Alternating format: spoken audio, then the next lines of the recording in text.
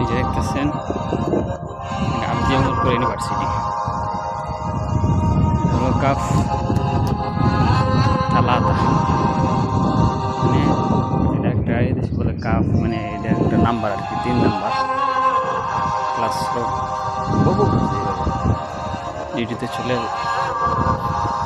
মসজিদের উদ্দেশ্যে রওনা দিলাম।